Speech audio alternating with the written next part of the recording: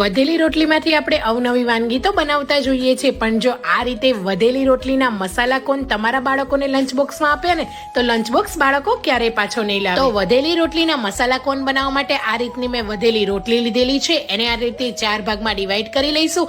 હવે અહીંયા 1 ચમચી ઘઉંના લોટની અંદર થોડું પાણી એડ કરીને આ રીતે સ્મૂથ સ્લરી તૈયાર કરી લઈશું. જે પણ રોટલીનો ભાગ ખુલેલો છે એની અંદર લગાવીને આ રીતે કોનનો શેપ આપી દેવાનો છે. બધા જ કોન તૈયાર કરી લઈશું. હવે મસાલો બનાવવા માટે 1 ચમચી તેલની અંદર કેપ્સિકમ, લીલા તીખા મરચા, બાફેલા વટાણાને મિક્સ કરી લઈશું. ચીલી ફ્લેક્સ, કાળા મરી પાવડર, 3 બાફેલા બટેટાને ગ્રેટ કરીને એડ કરીશું. લીલા ધાણા, આમચૂર પાવડર એડ કરીને મિક્સ કરી લઈશું. એકદમ સિમ્પલ અને ટેસ્ટી મસાલાને આ રીતે કોનની અંદર ભરી લેવાનો છે અને જે ઘઉંના લોટની સ્લરી બનાવેલી એમાં કોનનો આગળનો ભાગ ડીપ કરીને તળી લેવાનો છે, જેથી મસાલો છે તેલની અંદર ના નીકળે. તો બધા જ કોન તળાઈ ગયા છે. કેચઅપ અને સેવ લગાવીને ગાર્નિશ કરીને બાળકોને ઓડી યુનિરેપ પેપરની અંદર આ રીતે લંચ બોક્સમાં તમે આપી શકો છો. તો બાળકો તમારા પણ ખુશીથી ખાશે.